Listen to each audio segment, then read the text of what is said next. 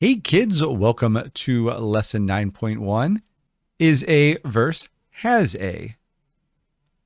Another type of relationship between classes is a has a relationship or association relationship. Use this when the object of one class contains a reference to one or more of another class. For example, a course can have many course periods associated with it as shown below. The one near the course means that one course object is associated with the number shown near the other classes. In this case, it is the asterisk, which means 0 to many. So one course is associated with 0 to many course periods. And kids, this is just explaining a has a relationship. And basically, if you just want to reuse the code and you know that the two are not of the same kind of composition, then you're going to go with a has-is relationship. If you want inheritance, you go with a is-a relationship. In the code, the course class has an array of array or array list of course period.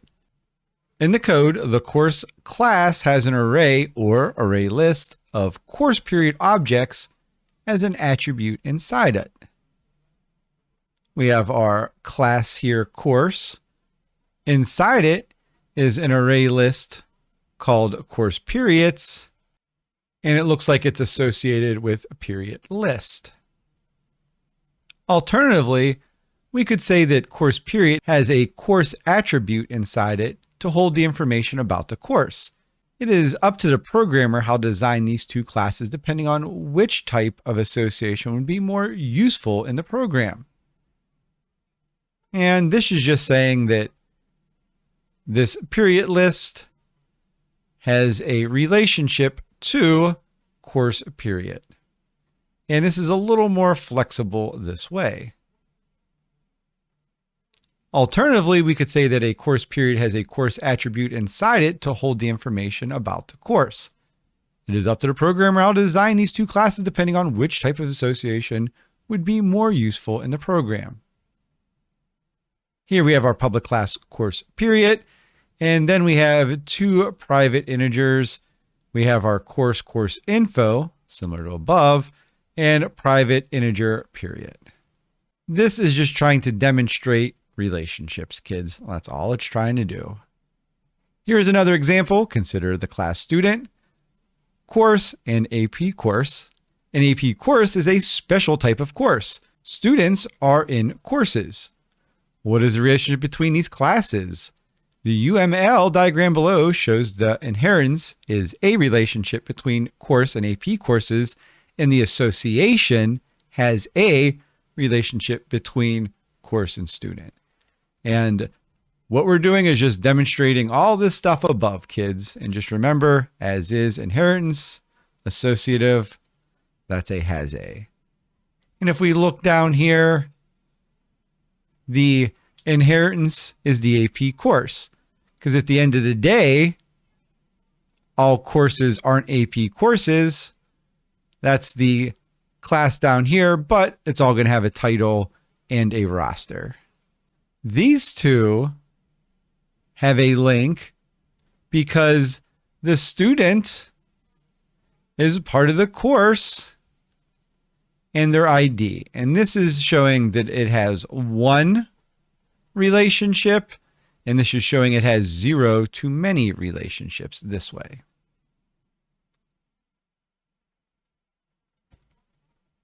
We can represent the diagram from above in the code below. The course class is an array list of student objects in it as a roster attribute. And an AP course extends course. Well, what do you think the following code is going to print off? Code is going to be this, kids, so keep that in mind.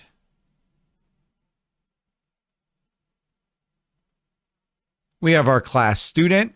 It has a name and an ID in it. We have a class course. It has a title and a roster. We have another public class AP course. This extends course, so we're getting a title and the roster. Then we have a string, exam dates. Then we have our main method. AP course, which is calling up to here, we're creating a new object CSA, and that's a new AP course. It's going to print off is AP course a course. So this is going to print off a literal. And then it's going to say CSA inheritance of course. That means, do we inherit the properties from here? Well, AP extends from course. That means when we create a new object in AP course, it should be an instance of. Well, let's see if I'm right. Is AP course a course? And that is true. So again, you can see how AP course inherited that through course using the extends command here. And then the has a relationship is saying that our new object under AP course is tied to this course up there. And how are they tied together? If you look under course here, you will see that we're creating a new array list called student, which is a class above. That is, has a relationship. Is a substitution test. If you aren't sure if a class should inherit from another class, ask yourself if you can substitute the subclass type for the superclass type. For example, if you have a book class and it has a subclass of comic book, does that make sense? Is a comic book a kind of book? Yes. I think we prefer graphic novel here, kids.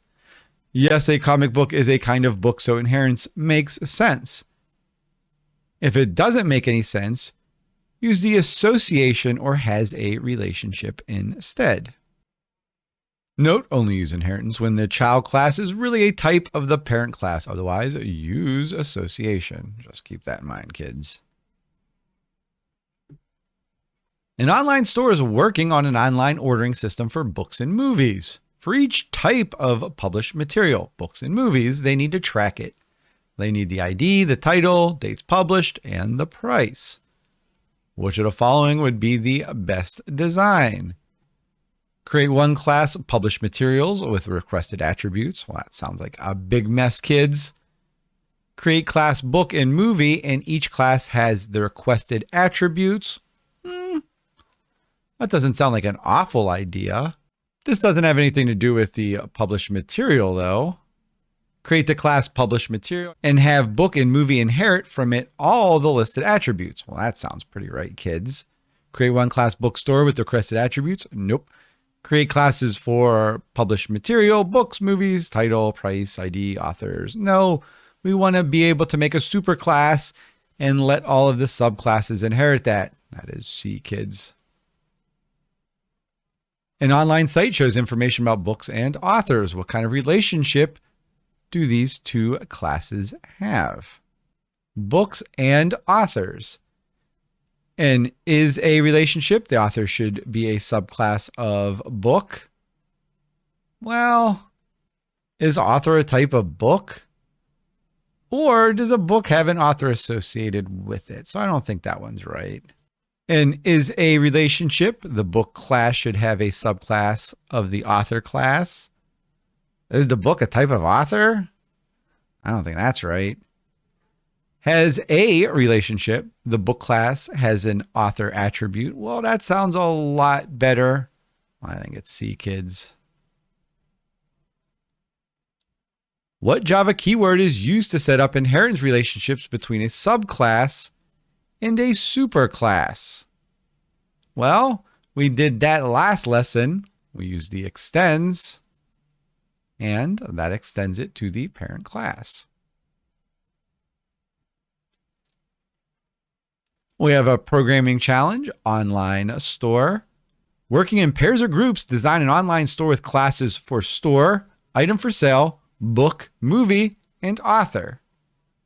First, do some research into an online store to see what information they sell on books, movies, and authors, and what type of information is the same for all of the items.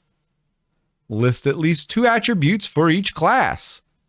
Which attributes should be in the item for sale, and which should be in book, movie, and author. What is the relationship between item for sale and book? Between item for sale and movie? Between book and author? Between store and item for sale? You may want to draw a UML class diagram for these classes on paper using an online drawing tool. And kids, that's going to be something you're going to do in class. Here is my UML that I did for my programming challenge. And if you look here, this is my has a relationship. So these are association, the store, and the information for sale. Those all have a relationship. And you can see my parent class for book and movie is the items for sale because they're both going to have a title and a genre. And for my has a relationship down here, it's going to be the book and the author because authors are not books, but they share a relationship. Books have, for the most part, authors, and that may have a first or a last name or both. Working off of my chart that I just had up, we're going to work all the way down here. So again, remember, since we're in here, we only have one public class. Just keep that in mind, kids. What we're going to have to do is write some instance variables and then decide if we should extend these to the parent class. Let's go to my items for sale here. My instance variables, well, this one, if you remember back to my chart, should have been a private double price and a private string title. This one, I did not extend it. This was one of my parent classes. So this one is what I'm going to share too. If we come down here, we have class movie. And this one is going to extend to items for sale because I want to share some of those instance variables. And in this one, if you remember, my instance variables were private string release date and private int run time. Don't forget your semicolons here. Now we're going to go down to book. And book, if you remember, that one also extended towards items for sale. Book is going to extends item for sale. And in this one, I had my private string, and that was publishing date. Then, remember, I had a has a relationship. That means it's going to be a private author book author. Like that. And that's showing my has is relationship. We're pointing to author, and we are going to share book author. Finally, we have author, and this one, we are not using the parent class, so we are not putting anything there. And under this one, we are doing a private string author name and a private int books published.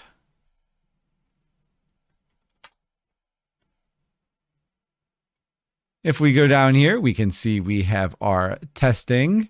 And what we're seeing is B, a instance of items for sale.